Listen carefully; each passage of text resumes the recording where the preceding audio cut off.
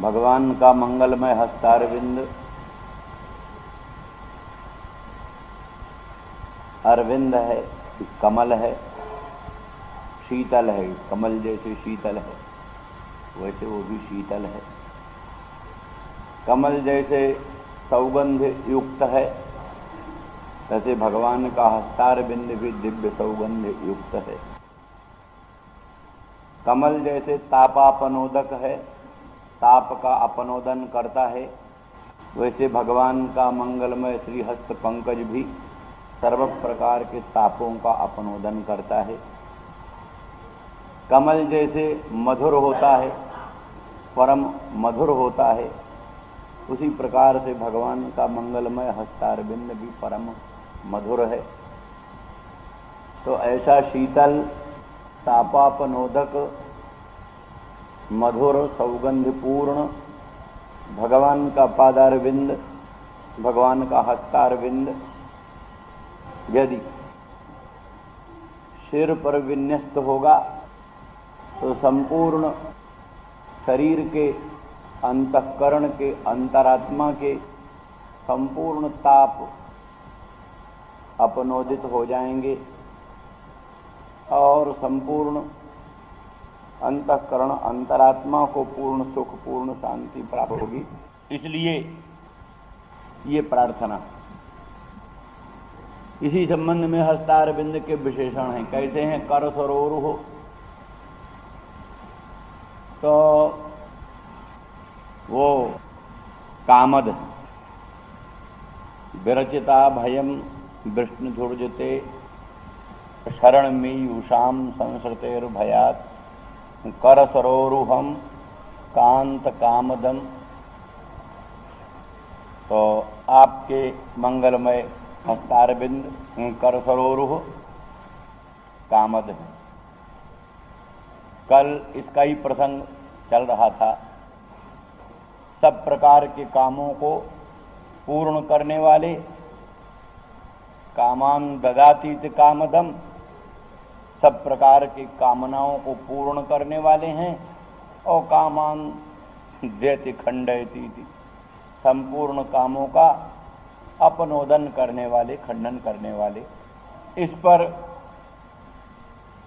विशेष रूप से विवरण कल चला कि काम पूरक होते हुए भी कामापनोदक, काम की पूर्ति भी करते हैं और कामों का अपनोदन भी करते हैं।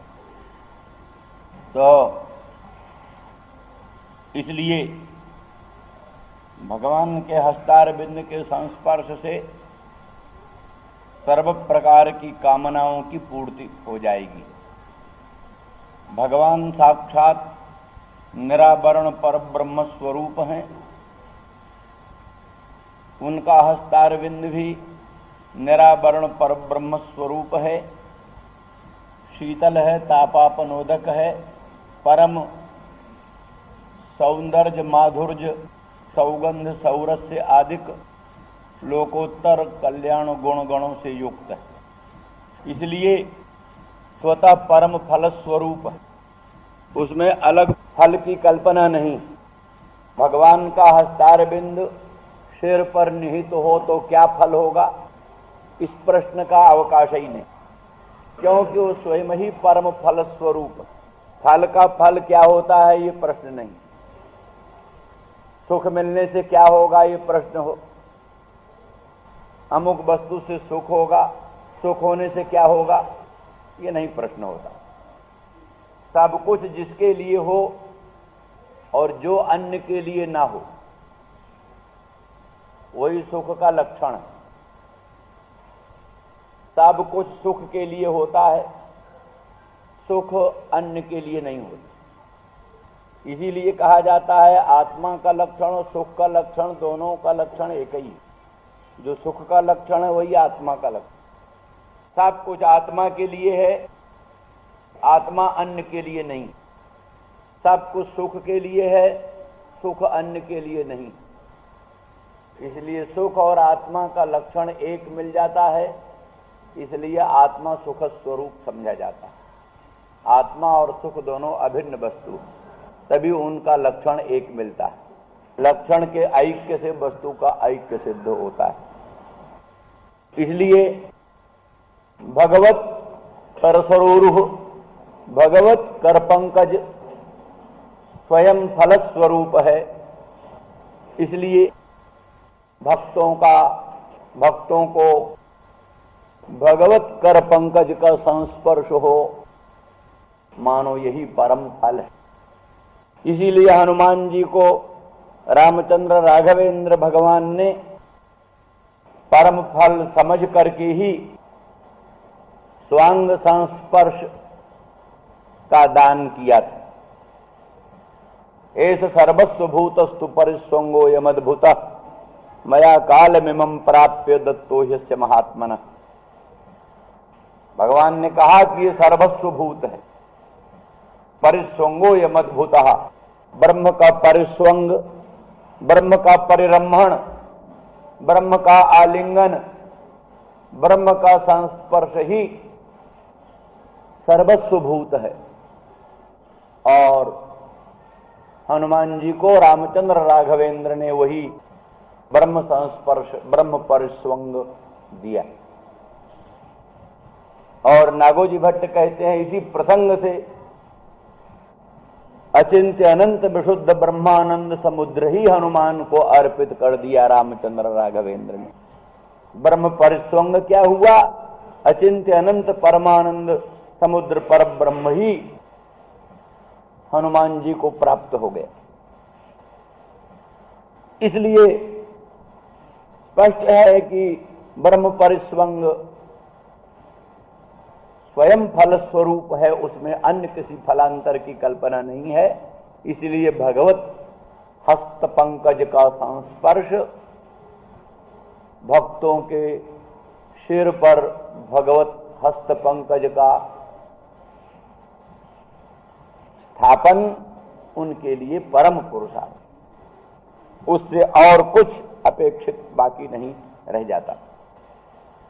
इसीलिए फिर जैसे सर्वतः संप्लुतोदक स्थानीय मधुर महासमुद्र के मिल जाने पर वापीकूप तड़ाग आदि की अपेक्षा नहीं रह जाती। जब तक परम मधुर सर्वतः संप्लुतोदक स्थानीय महासमुद्र नहीं मिल जाता, तभी तक वापीकूप तड़ाग आदि की अपेक्षा रहती। जैसे वापीकूप तड़ाग आदि साध्य संपूर्ण प्रयोजन सर्वतः संप्लुतोदक स्थानीय महासमुद्र के मिल जाने पर अंतर्निलीन हो जाता है, अंतर्निहित हो जाता है, तैसे भगवत कर पंकज का संस्पर्श हो जाने में फिर संपूर्ण जितने कामनाएं हैं, जितनी इच्छाएं हैं, जितने सुख लव हैं, सुख तुषार हैं, वो सब उसी में अंतर्गत हो जाते हैं, उनका पृथक अस्तित्व नहीं रहता। इसीलिए संपूर्ण कामनाओं की प्राप्ति भी हो जाती है, क्योंकि महासमुद्र की प्राप्ति में संपूर्ण जल साध्य कार्य संपन्न हो जाता है। इसलिए संपूर्ण कामनाओं की प्राप्ति भी हो जाती है और अधिष्ठान साक्षात्कार होने से कामनाओं के विषय का अत्यंत बाध हो, समूल कामनाओं का उन्मूलन हो जाता है। पुनः कामनाओं की उत्पत्ति की गुंजाइश नहीं रहती। जहां तक पदार्थों का पृथक अस्तित्व है, तहां तक उनकी स्पृहा और उनकी कामना चल सकती है।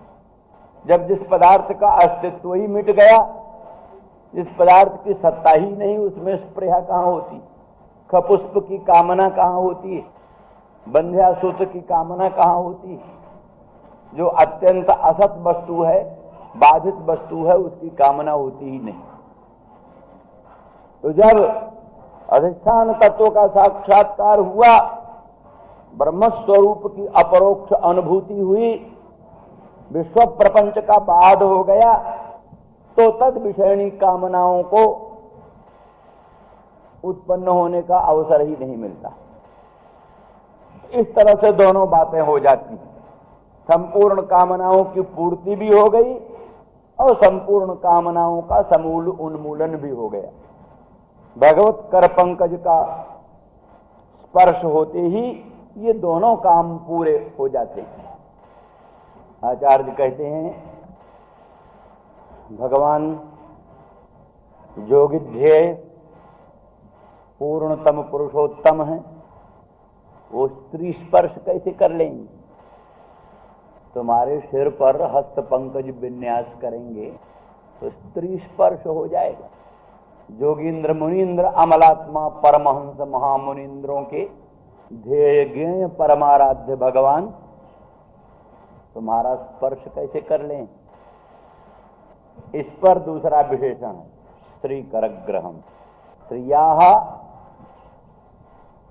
लक्ष्म्याः करं ग्रहणातीति स्त्री करग्रह। ये हस्त पंकज ने लक्ष्मी का कर ग्रहण किया, लक्ष्मी का पाणि ग्रहण किया।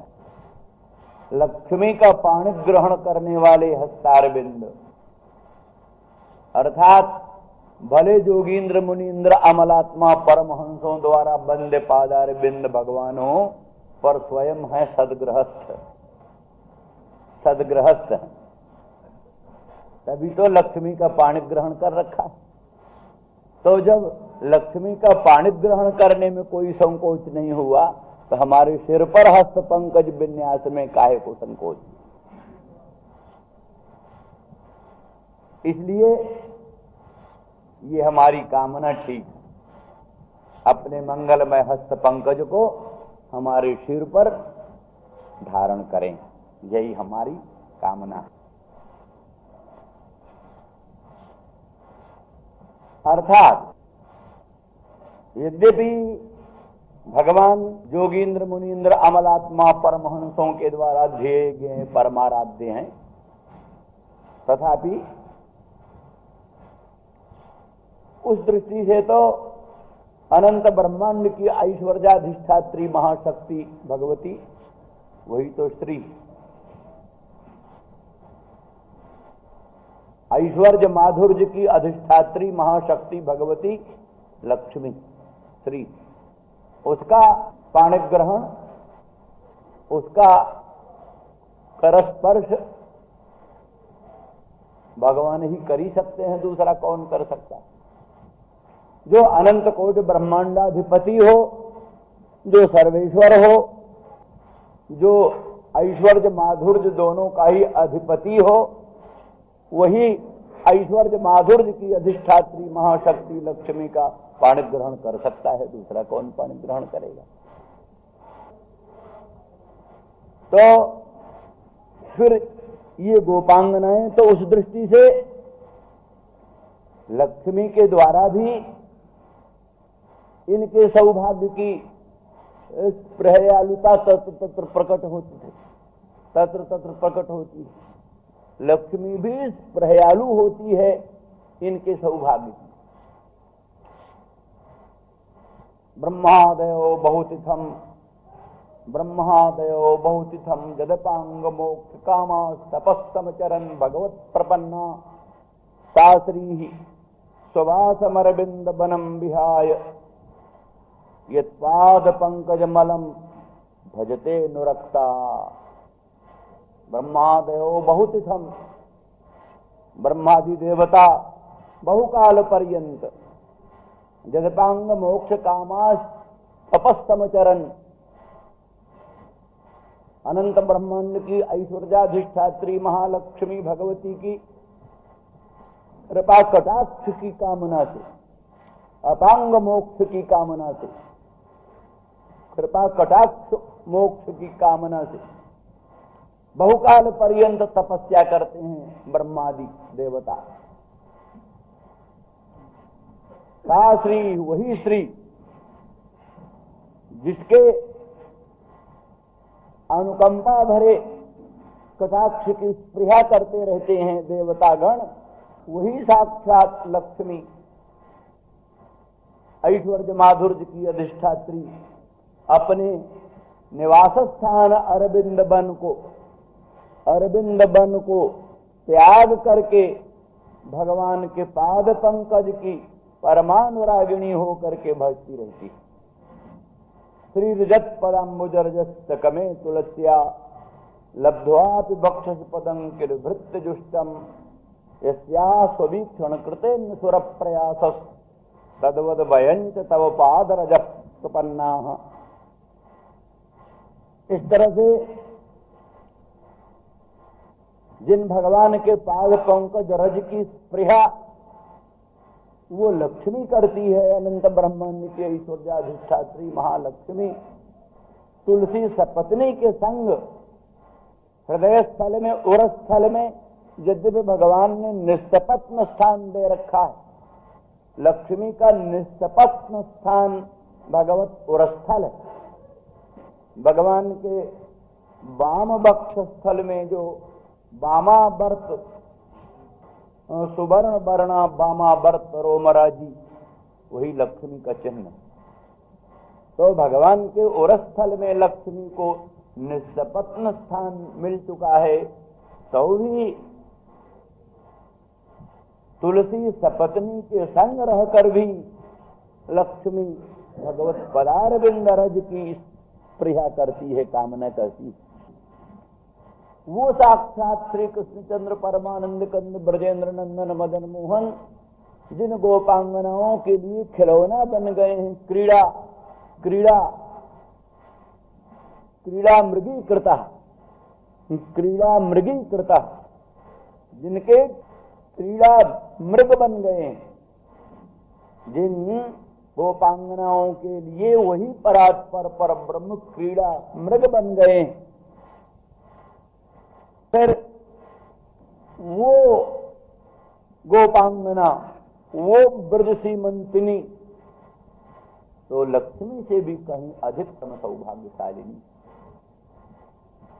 इसलिए लिखा श्रेयस्कांता, ब्रज वृंदावन धाम की प्रत्येक कांताएं श्री हैं, प्रत्येक ललनाएं, प्रत्येक सीमंतिनी वहां साक्षात श्री स्वरूपा लक्ष्मी स्वरूपा ही। फिर रासेश्वरी नित्य निकुंजेश्वरी राधा रानी की लोकोत्तर महिमा तो कहना ही क्या है। इसलिए जब आपने ऐश्वर्य माधुर्य की अधिष्ठात्री महालक्ष्मी का कर ग्रहण किया तो फिर उनके द्वारा भी जिसके सौभाग्य की स्पृहा की जाती है, उनके सिर पर हस्त पंकज विन्यास में क्या हानि। कहा जा सकता है लक्ष्मी तो विवाहिता है, लक्ष्मी विवाहिता है, विधि वशात लक्ष्मी का पाणी ग्रहण किया, शास्त्र विधि वशात लक्ष्मी का पाणी ग्रहण किया,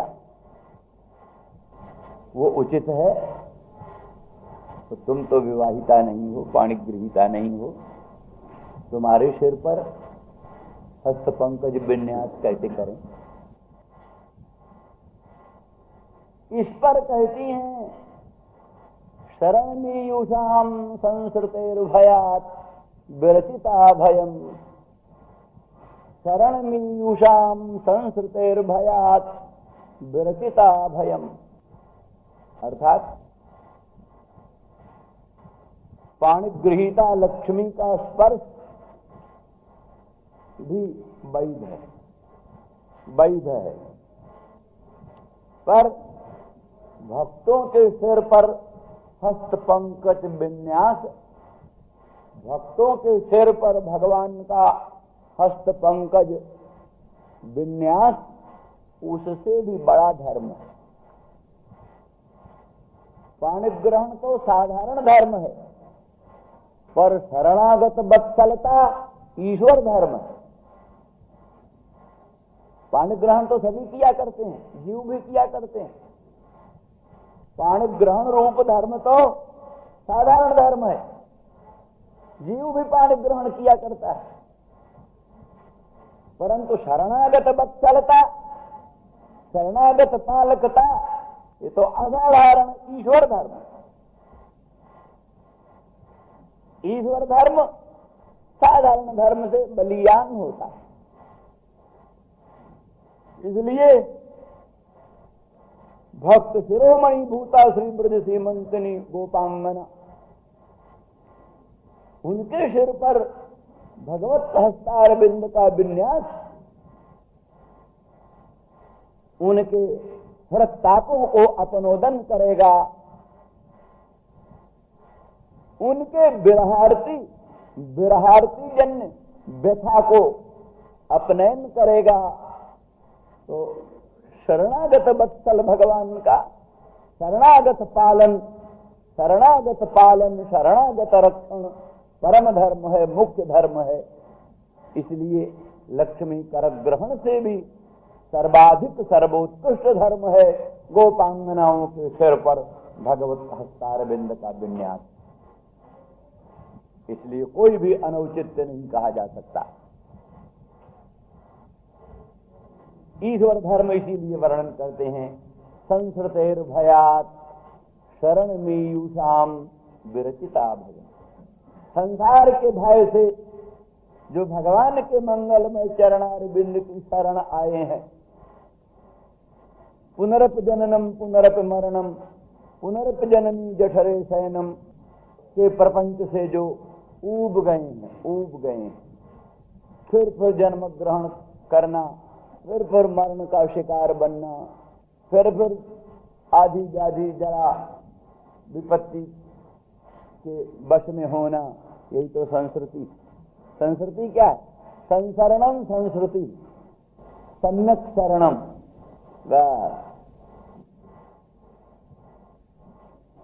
जैसे एक जन्म ग्रहण किया, उससे अनेक प्रकार के सुख दुख का उपभोग किया, अनेक प्रकार की वासनाएं बनी, उन वासनाओं से पुनर्जन्म हुआ, पुनर्जन्म से पुनः विविध प्रकार के कर्म हुए, कर्मों से पुनः विविध प्रकार के जन्म हुए। ये जनन मरणा विच्छेद ही संस्कृति है। जनन मरणा विच्छेद, जनन मरण की अविच्छिन्न परंपरा। ये जो जनन मरणा विच्छेद लक्षण संस्कृति है, इस संस्कृति के भय से जो लोग व्याकुल हो गए, परिश्रांत हो गए, फिर उनके लिए शरण क्या है, आश्रय क्या है? भगवान ही तो। जिस किसी को शरण नहीं बनाया जा सकता, शरण को शरण बनाओ, शरण को शरण बनाओ, तब काम चलता है। नहीं तो शरणागति कई लोग करते हैं, विफल हो जाते हैं। राम ने ही शरणागति किया। वाल्मीकि महर्षि लिखते हैं, समुद्रं शरणं गतः। रामचंद्र राघवेंद्र भगवान समुद्र की शरण गए, समुद्र की शरण गए, समुद्रं शरणं गतः। पर वो शरणागति ठीक नहीं, गड़बड़ थी, इसलिए राम सफल नहीं हुए। समुद्र के शरण जाकर के राम सफल नहीं हुए। क्यों? समुद्र शरण नहीं था, शरण नहीं था समुद्र। विभीषण राम के शरण गया, सफल हुआ। क्यों? राम शरण थे। शरण का शरण ग्रहण करने से विभीषण तो सफल हुआ, तो स्वयं शरण राम का राघवेंद्र रामचंद्र भगवान अशरण समुद्र की शरण गए, इसलिए विफल हो गए। तो इसलिए संस्कृति के भय से किसी संसारी प्राणी की शरण जाओ। जो संसारी प्राणी स्वयं संसार में फंसा है, उसके शरण जाओ संस्कृति के भय से विमुक्त होने के लिए।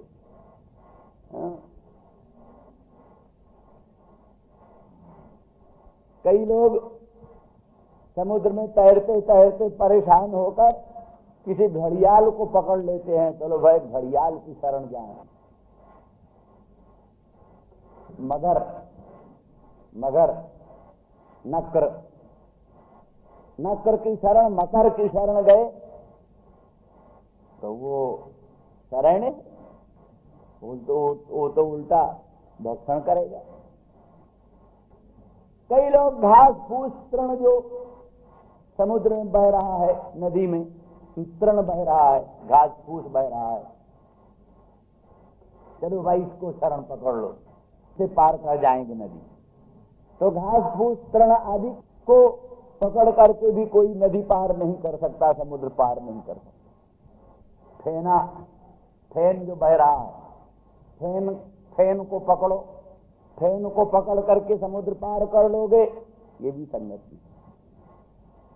समुद्र में डूबता उतराता प्राणी फेन को पकड़ करके समुद्र को पार नहीं कर सकता, नक्र मकर को पकड़ करके, मगर को पकड़ करके, घड़ियाल को पकड़ करके समुद्र को पार नहीं कर सकता। वो तो कोई समर्थ जहाज हो, बड़ी छोटी छोटी नाव नवरिया को पकड़ेगा तो भी डूब जाए। महासमुद्र में छोटी छोटी नावों को पकड़ेगा वो भी खतरे में। महान जहाज कोई बड़ा चारु दर्शय जलरुह, माने चतुर्दश भुवनात्मक पद्म, चतुर्दश भुवनात्मक पद्म जलरुह।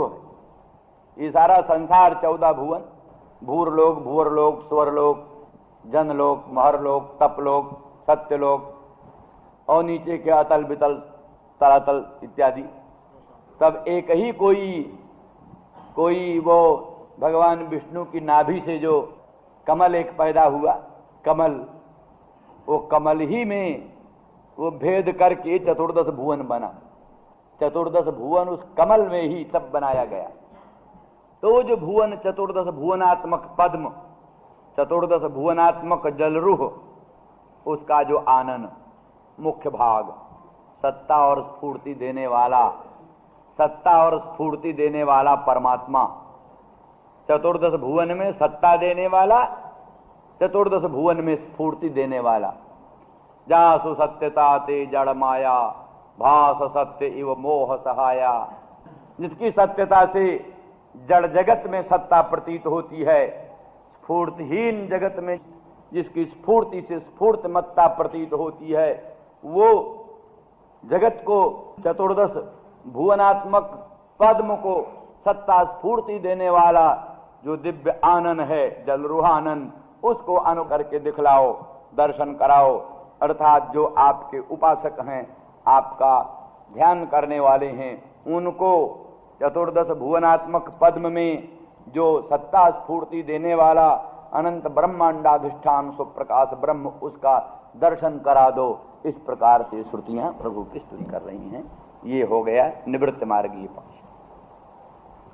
प्रणत देहिनाम पापकर्षणम तृणचरानुगम श्रीनिकेतनम कृणकुचेषु न अवपदाम्बुजम फणिफणार्पितम नाथ ते पदम कृणकुचेषु न कृन्दिरुच्छयम फणिफणार्पितम।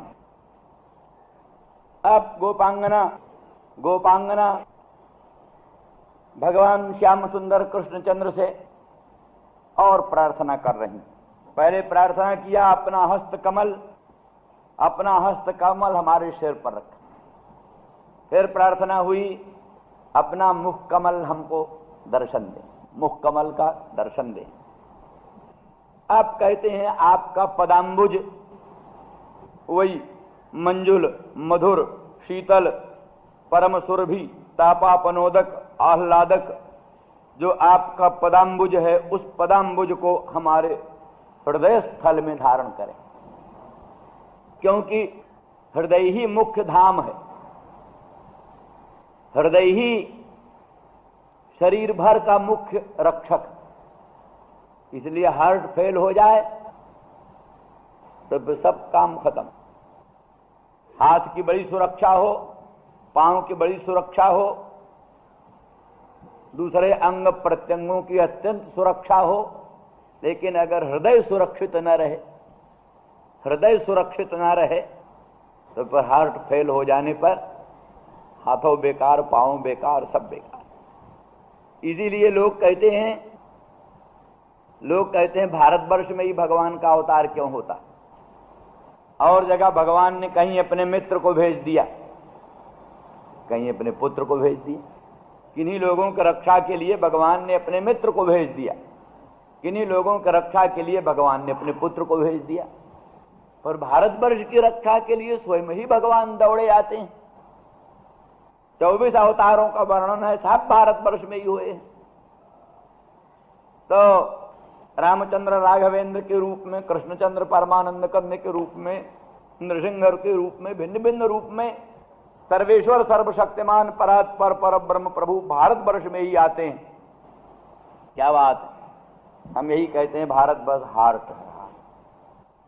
14 भुवन में भूरलोक मध्य का भुवन, 14 भुवन के मध्य का भुवन भूरलोक, इसमें भी सप्तद्वीपा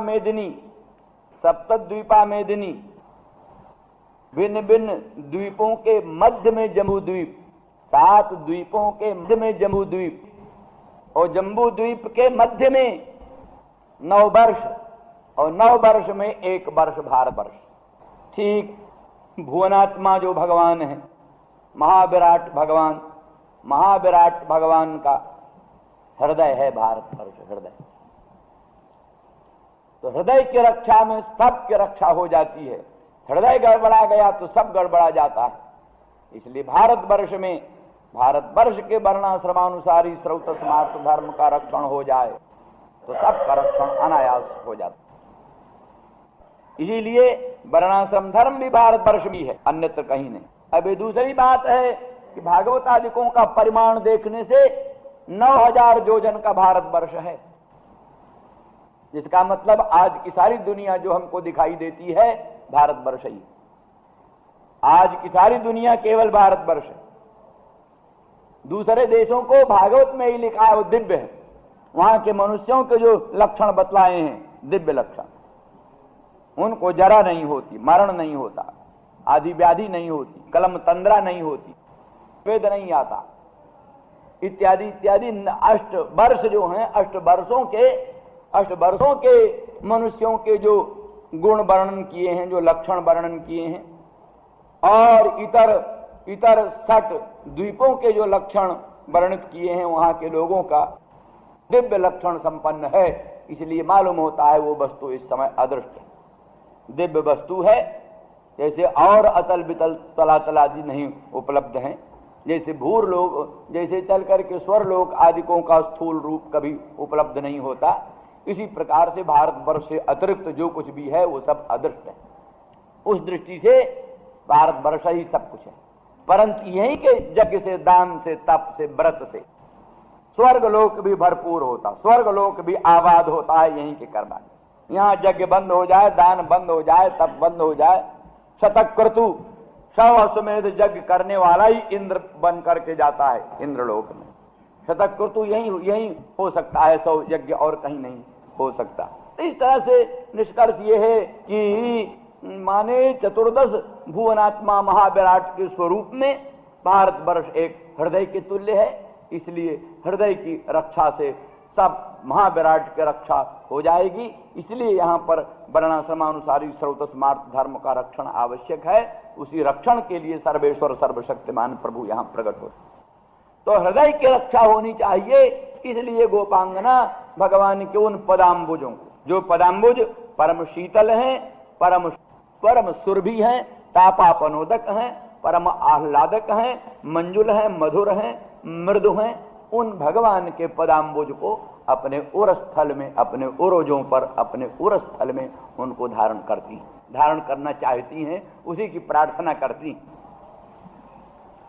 तो भगवान शंका करते हैं कि हम पाप से डरते हैं, तुम्हारे उरोजों पर, तुम्हारे उरस्थल पर हम अपना पदाम्बुज विन्यास कैसे करें? तो कहते हैं प्रणत देहि नाम पापकर्षणम, प्रणत देहि नाम पापकर्षणम। जो प्राणी प्रणत हैं, जो प्राणी आपके मंगलमय चरणारविंद की शरण हैं, या जो आपको केवल प्रणाम भी कर लेते हैं, उनके जन्म जन्मांतरों के, जुग जुगांतरों के, कल्प कल्पांतरों के पापों को आप नष्ट कर देते हो, फिर आपको पाप का क्या? जिस प्राणी के लिए लिखा है एकोप कृष्ण से कृत प्रणाम दशाश्वमेधा व्रतेन तुल्य, दशाश्वमेधी पुनरेत जन्म कृष्ण प्रणामी न पुनर्भवाय। एक बार भी कृष्णचंद्र को प्रणाम करता है कोई तो 10 अश्वमेध के अवभृत स्नान का पुण्य प्राप्त करता है। कहते हैं नहीं नहीं, ये कमजोर हमने कहा। दशाश्वमेधी पुनरेत जन्म, दशाश्वमेध करने वाले का तो पुनर्जन्म होता है। तो कृष्ण प्रणामी न पुनर्भवाय, जो कृष्णचंद्र परमानंद कंद मदन मोहन को प्रणाम करता है मनसा वाचा कर्मणा, उसका तो फिर पुनर्जन्म होता ही नहीं। तो जो प्राणी प्रणत हैं, आपके चरणार बिंद को नमस्कार करते हैं, प्रणाम करते हैं, या आपके शरणागत होते हैं, उनके संपूर्ण पापों को आप कर्षण कर देते हैं। इसलिए ये पादार बिंद प्रणत देहियों के पाप कर्षण करने वाले हैं। प्रणत देहि नाम पाप कर्षणम। यदि ये शंका करो कि ठीक है लेकिन तुम में दोष है, मदादि घमंडादि दोष तुम में है, जिस हृदय में मद हो, जिस हृदय में घमंड हो, वहां भगवान के पादार बिंद का विन्यास कैसे? भगवान का पादार बिंद तो वहीं विराजमान होता है जहां काम क्रोध लोभ मद आदि दोष नहीं। इसीलिए यज्ञ करके, दान करके, तप करके, व्रत करके, अनेक प्रकार की उपासना करके बुद्धि को शुद्ध बनाते हैं। इसीलिए कि निर्दोष अंतःकरण हो जाए, तब वहां प्रभु का पादार बिंद प्रकट। ये तो सदा सर्वदा भक्तों का ध्येय रहा। गंभीरता से सोचें, बहिरंग दृष्टि से लोग इन श्लोकों का अर्थ समझने लगते हैं तो भीतर भीतर हंसने लगते हैं, ये क्या बात है। पर गंभीरता से समझें तो उस हंसने का कोई गुंजाइश नहीं।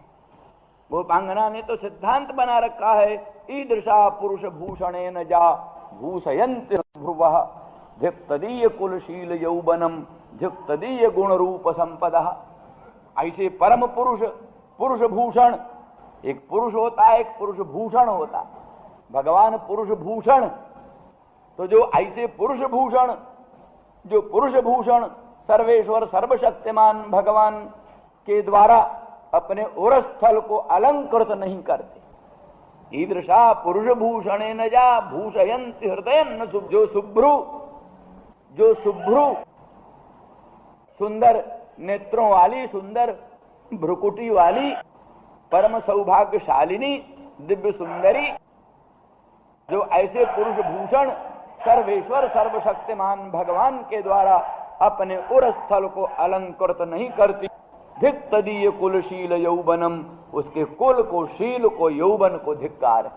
धिक्तदीय गुण रूप संपदा, उनके गुण, उनके रूप, उनकी संपत्तियों को धिक्कार है। तो उनके तो जीवन का ध्येय है कि पुरुष भूषण सर्वेश्वर सर्वशक्तिमान भगवान को ही अपने उरस्थल का अलंकार बनावे। इसलिए उनकी स्वाभाविक प्रार्थना है, आपके जो शीतल मधुर मंजुल कोमल कांतिमत पदाम्बुज हैं, वो पदाम्बुज हमारे उरस्थल में उरोजों पर धारण करें, जिससे हमारे हृत्ताप की उपशांति हो और हमारा उरस्थल अलंकृत हो, हमारे संपूर्ण दोष दूर हों।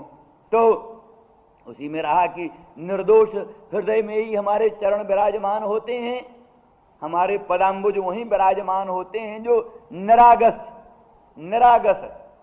तो मैं तो मदादि आगस है, दोष है। तो कहा प्रणत देहि नाम पाप कर्षणम, वो आपके चरणाम्बुज के विन्यास से ही हमारे मदादि दोष भी दूर हो जाए। मदादि दोषों को दूर करने के लिए भी नया आयास नहीं करना पड़ेगा, एक ही आयास से। जैसे कूप खान कन्याय से, कूप कोई खोदने लगे, उसी कूप में से जो पानी निकलेगा, कूप खोदने से मिट्टी उट्टी लगी वो भी धुल जाएगी। कूप खोदने में मिट्टी लगी, उसको धोने के लिए अलग आयास नहीं करना पड़ेगा। कूपे खोदने से जो पानी निकलेगा, उसी पानी से अंग में लगी हुई मिट्टी भी दूर हो जाएगी। इस तरह से आपके चरणार बिंदु को, आपके पदाम्बुज को उरस्थल में धारण करने से ही जो कुछ भी मदादि अहंकारादि दोष हैं, वो अहंकारादि दोष भी सदा सर्वदा के लिए मिट जाएंगे। इसलिए प्रणत देहि नाम पाप कर्षणम। श्री राम जय राम, जय जय राम। श्री राम जय राम, जय जय राम।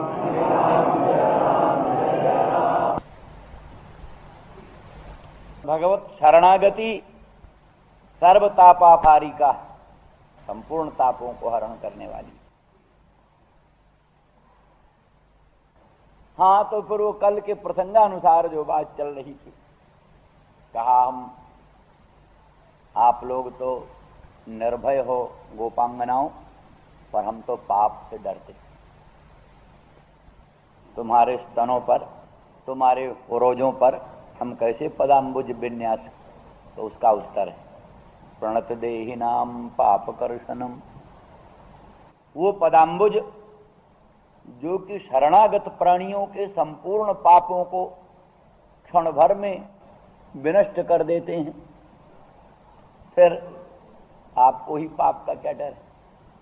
अर्थात इन पदाम्बुज के संसर्ग से, इन पदाम्बुज का चिंतन करने वालों का भी जन्म जन्मांतरों, युग युगांतरों, कल्प कल्पांतरों का पाप पुंज नष्ट हो जाता है।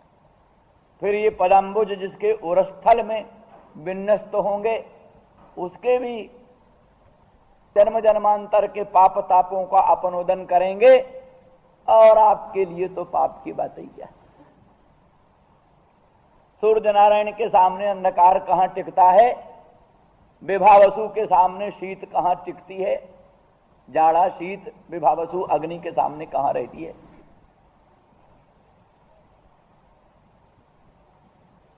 अच्छा ठीक है, ये तो हो गया, परंतु तुम लोग सापराध, मद रूपी दोष है तुम में, घमंड है। जहां घमंड होता है वहां भगवत पदाम्बुज विन्यास कैसे होगा। तो कहा फिर उसका भी इलाज यही है, प्रणत देहि नाम पाप कर्षणम। यही शरणागत प्राणियों के संपूर्ण पापों को कर्षण करते हैं। इसलिए हमारे अंतःकरण में, हमारे हृदय में जो कुछ भी मदादि दोष होगा, उसके भी अपनोदन करने के लिए साधनांतर के अवलंबन करने की आवश्यकता नहीं। इसलिए शास्त्रों में लिखा है जिज्ञासायाम प्रवृत्तायाम नाद्रियेत कर्म चोदनाम। भगवत जिज्ञासा की अगर प्रवृत्ति पूर्ण रूप में हो जाए तो फिर दूसरे कर्म की अपेक्षा नहीं होती, और फिर किन्हीं प्रकार के अन्य अन्य पापों के लिए प्रायश्चित्तांतर भी नहीं करना पड़ता। जोगे नैव दहेद अंगः, योग से ही संपूर्ण अंगों को, संपूर्ण पापों को अपनोदन कर देता है योगी। तैसे भगवत ध्यानी, भगवत ध्यान परायण प्राणी तो भगवत ध्यान से ही, भगवत स्वरूप चिंतन से ही संपूर्ण कल्मषों का अपनोदन करता है। अलग से उसको कल्मषों के अपनोदन करने के लिए प्रायश्चित्त नहीं करना पड़ता। भगवत नाम संस्मरण, भगवत परम पवित्र चरित्र संकीर्तन, भगवान की मधुर मनोहर मंगलमयी मूर्ति का ध्यान, उनके पदाम्बुज का अनुसंधान, यही संपूर्ण पापों का महान प्रायश्चित्त है। इसलिए मदादि दोष अगर हमारे अंतःकरण में होंगे तो भी इन्हीं पदाम्बुज के संसर्ग से सब नष्ट हो जाए। कहा लेकिन तुम्हारे ये ओरोज बड़े कठोर हैं, कर्कश हैं, कर्कश हैं, कठोर हैं, क्रूर हैं। हमारे चरण पंकज बड़े कोमल हैं, हमें पीड़ा होगी, हमारे पदाम्बुज में पीड़ा होगी, तुम्हारे कर्कश ओरोजों पर पदाम्बुज विन्यास करने से पीड़ा होगी। तो कहा तृणचरानुगम, अर्थात आप परम दयालु, परम कृपालु, आप गायों बछड़ों को चराने के लिए ब्रज में, वृंदावन धाम में भटकते हैं। उस वृंदावन धाम में आपके चरणाम्बुज में कहीं कुशा गढ़ता होगा, कहीं काश गढ़ता होगा, कहीं कहीं कठोर जमीन भी तो होती होगी। गाय कहीं कोमल स्थाने में थोड़ों चरने जाती हैं, गाय तो पाषाणों पर भी चरने जाती हैं। उन कठोर से कठोर पाषाणों पर आपके चरणाम्बुज का विन्यास होता है। कठोर से कठोर पाषाणों पर, शर्कराओं पर और कुशकाश आदि स्थानों पर आपके चरणाम्बुज का विन्यास होता है। तो इसलिए ये ऐसा होने में कोई उससे ये कठिन नहीं। अथवा ये शंका हुई तुम लोग अनभिज्ञा हो, गंवार हो, अनभिज्ञा हो, बनचरी, वन में रहने वाली बनचरी, गोपांगना, गंवार, तो इसलिए तुम्हारे पूर्वजों पर हम पदाम्बुज विन्यास कैसे करें। इस पर कहा आप परम कृपालु हैं। तृणचर जो हैं पशु, पशु से अधिक अज्ञान अनभिज्ञ कौन होता है? पशु से अधिक अज्ञान और अनभिज्ञ कौन होता है? और उनके पीछे पीछे अनुग्रह करते हुए आप भटकते हैं। जो पशुचारण करता हुआ पशुओं का पालन करता है, इतने भक्त वत्सल हैं, वृंदावन धाम के, ब्रज धाम के पशुओं को, गौओं को चराते हुए घूमते हैं। उनके अविवेकित्व का उदाहरण देने के लिए तृणान्यव चरंती तृणचरा, तृणचरा माने शक्कर भी उनके सामने रख दो तो शक्कर न खाएंगे, घास ही चरेंगे। गायों के सामने वहां शक्कर भी रख दो, मिश्री रख दो, मिश्री नहीं खाएंगे, वो घास चरेंगे। इतने अविवेकी जो पशु हैं, दयालुता परवश आप उनका भी अनुसरण करते रहते हैं, उनके भी पीछे पीछे चलते हैं। तो दया परवश, अनुग्रह परवश होकर हमारे उर स्थल में आप अपने मंगलमय पदाम्बुज को धारण करें। ये कल कही दिया कि वही सौभाग्यशाली जोगींद्र मुनीन्द्र अमलात्मा परमहंस है, वही तत्वदर्शी है, वही भक्ताग्र गण्य है, जिसका उरस्थल भगवत पदाम्बुज से समलंकृत हो गया। भगवत पदाम्बुज जिसके उरस्थल में विराजमान है, भगवत पदाम्बुज से जिसका उरस्थल समलंकृत है, वही संत है, वही महात्मा है, वही जोगींद्र मुनीन्द्र अमलात्मा परमहंस है। जिसका हृदय भगवत पदाम्बुज से समलंकृत नहीं है, वो कुछ भी हो, कोई महत्व नहीं। चलिए, ईदृशा पुरुष भूषण न जा भूषयंत हृदय न शुभ्रुव धिक तदीय कुलशील यौवनम धिक तदीय कुलशील धिक तदीय गुण रूप संपदा। उस कुल, उस शील, उस यौवन को धिक्कार है, उस गुण और रूप, उस संपत्ति को धिक्कार है, जिसका उरस्थल श्याम सुंदर ब्रजेंद्र नंदन पुरुष भूषण के पदाम्बुज से अलंकृत नहीं हुआ। इस लोकातीत दृष्टि से इस बात पर विचार करना चाहिए। केवल लौकिक दृष्टि से विचार करोगे तो फिर वही सब। और भी एक बात बता दें बहुत अच्छी, वो विश्वनाथ चक्रवर्ती कहते, ये व्रजांगना समर्थ रतिमती, समर्था रति माने प्रेम की विभिन्न अवस्थाएं हैं, उनमें एक समर्था रति होती, समर्थ रति। तो समर्थ रतिमती, परम प्रेमवती ये गोपांगना है। लोकोत्तर परमानुराग इनका, ये जानती नहीं तो दुख निवृत्ति का उपाय, स्वसुख प्राप्ति का उपाय कुछ नहीं जानती।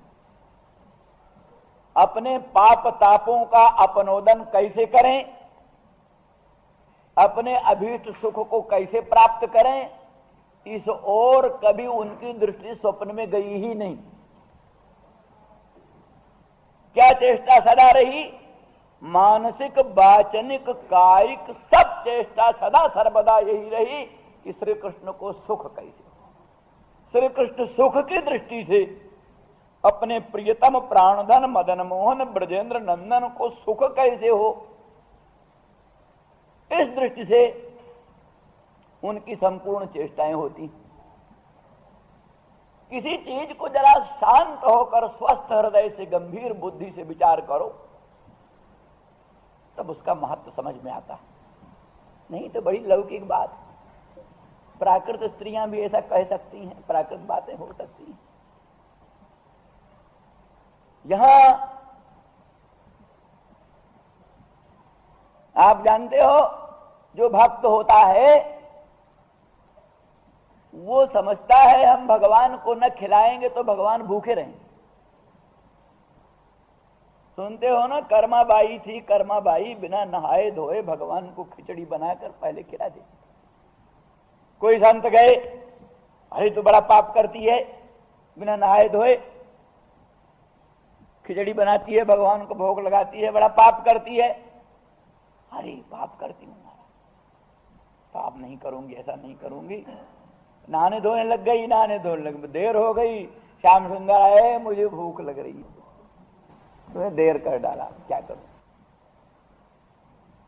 तो अब वो ये थोड़ा ना समझती है कि इंद्र भी भगवान का भोग लगाता है, महेंद्र भी भगवान का भोग लगाता है, ब्रह्मा भी भगवान का भोग लगाता है, अमृत भी भगवान का भोग में जाता है। क्या हम खिचड़ी न देंगे तो भगवान भूखे रहेंगे? ये अगर सोच ले जिस दिन भक्त, उसी दिन उसकी भक्ति खत्म हो गई। भक्त ये नहीं सोचता कि क्या है हम आज न भोग लगाएंगे तो क्या है, दूसरे लोग तो लगाते ही। ये सोच ले तो भोग लगाने का नियम क्या रहे? यहां तो अखंड नियम यही है कि हम हमारे भगवान और उसमें बर्ताव यथात्मन तथा देवे, यथात्मन तथा देवे, जैसे अपने में वैसे देव में बर्ताव करना। जैसे हमको भूख लगती है, हमारे भगवान को भूख लगती है, हमको प्यास लगती है, हमारे भगवान को प्यास लगती है, हमको गर्मी लगती है, हमारे भगवान को गर्मी लगती है। ये बात है। ये सोचो भाई अपने आप पंखा चलाते रहो, अरे भगवान क्या है, भगवान तो बैठे हुए हैं क्षीर सागर में, लक्ष्मी पंखा झल रही होंगी, भगवान को पंखा झलने की क्या जरूरत। ये सब भक्ति का मतलब नहीं। सुनते हैं एक आचार्य थे, बड़े अच्छे आचार्य, परम योग्य, भगवान उनके साथ साथ रहा करते थे, भगवान उनके साथ साथ रहा करते थे। तो एक दिन वो भगवान साथ थे, उन्होंने कहा लाला तुम बैठे रहो, जरा हम संध्या कर लें। तो अपना आचमन किया, प्रणाम। बाबा बाबा क्या, वो बंदर पेड़ पर बैठा हुआ डर, अच्छा अच्छा कोई बात नहीं, तो वो डंडा ले लो। फिर प्राणायाम, बाबा आ गया बंदर, फिर आप क्या वो मुंह दिखा रहा है, ऐसा मुंह दिखाता है। अच्छा अच्छा कोई ठीक है। फिर उन्होंने पकड़ा बाबा जी, कहा लाला तू क्या करता है, तेने पूतना को मार दिया, तेने प्रणा को मार दिया, तेने सकटासुर का भंजन किया, तेने इतना इतना उपद्रव किया, बंदर से डरता है। अंतर्धान हो गया, अंतर्धान। फिर पूतना को मारने वाला फिर तुम्हारे पीछे पीछे काहे घूमेगा? अगर बाल्य भाव से तुम्हारे साथ रहता है तो बंदर से रखवाली तुम्हें करनी पड़ेगी। तो ध्यान रखना पड़ेगा मेरे लाला को कहीं बंदर न काट ले, बंदर न काट ले, इसका ध्यान रखना पड़ेगा। ये दोनों बातें लचर लचर दलील नहीं। कभी तो भगवान अनंत ब्रह्मांड नायक सर्वज्ञ सर्वशक्तिमान कर्तुम अकर्तुम अन्यथा कर्तु समर्थ, और फिर कभी हमारा छोटा लाला, दोनों बात में एक था। फिर बड़े रोए महात्मा, रोते रोते बड़े परेशान, फिर भगवान आए कृपा। तो मतलब ये कि ये सोच लो कि भगवान को हम न भोग लगाएंगे तो क्या भगवान भूखे बैठे रहेंगे, ऐसा जिस दिन सोच लोगे उसी दिन भक्ति विदा हो जाएगी। इसलिए वहां तक प्रत्येक बात पर यही ध्यान होना होगा कि जैसे हमको भूख लगती है, हमको प्यास लगती है, हमको गर्मी लगती है, हमको जाड़ा लगता है, उसी तरह से ठीक वैसा का वैसा भाव अपने लिए जो प्रयास करते हैं उससे 1000 गुना अधिक प्रयास भगवान के लिए उत्तम उत्तम नैवेद्य का निवेदन करें, भगवान के लिए उत्तमोत्तम भूषण बसन अलंकार धारण करावें, भगवान के लिए उत्तम ठंडक का प्रबंध करें, भगवान के लिए उत्तम उत्तम प्रकार का भवन आदिकों का प्रबंध करें। ये सारी बातें हैं। तो अब समझ लीजिए, अब यहां सोच लो कि भगवान आप्त काम पूर्ण काम आत्मा राम परम निष्काम है। भगवान तो विश्वम्भर हैं, विश्व को भोजन देते हैं, फिर उनको हम क्या भोजन देंगे? ये नहीं। इस दृष्टि से गोपांगना अपने दृष्टि के अनुसार यही कल्पना करती है, श्याम सुंदर ब्रजेंद्र नंदन मदन मोहन को हमारा संगम बहुत प्रिय है। ये दृष्टिकोण है। जैसी कोई साध्वी सती पतिव्रता समझती है कि परम सुंदरी, परम मानिनी, परम साध्वी सती अपने पति के लिए समझती है मेरा संगम इनको अति प्रिय है, अत्यंत प्रिय है। जैसे कामिनी समझती है अपने प्रियतम प्राणेश कांत को कि मेरे बिना इनको क्षण भर भी कल नहीं पड़ती, ठीक वो बुद्धि इनको बनानी, वो बुद्धि बनानी। ये आप्त काम, पूर्ण काम, आत्माराम, परम निष्काम है, ये बुद्धि नहीं बनानी। भगवान भूखे हैं, ये बुद्धि तो तभी बनेगी ना। जब भगवान को भूख लगती, ये हम समझे भगवान को भूखे नहीं लगती, भगवान खाते ही नहीं तो काहे को भूख लगाएंगे। इस दृष्टि से गोपांगना परम प्रेमवती समर्थ रतिमती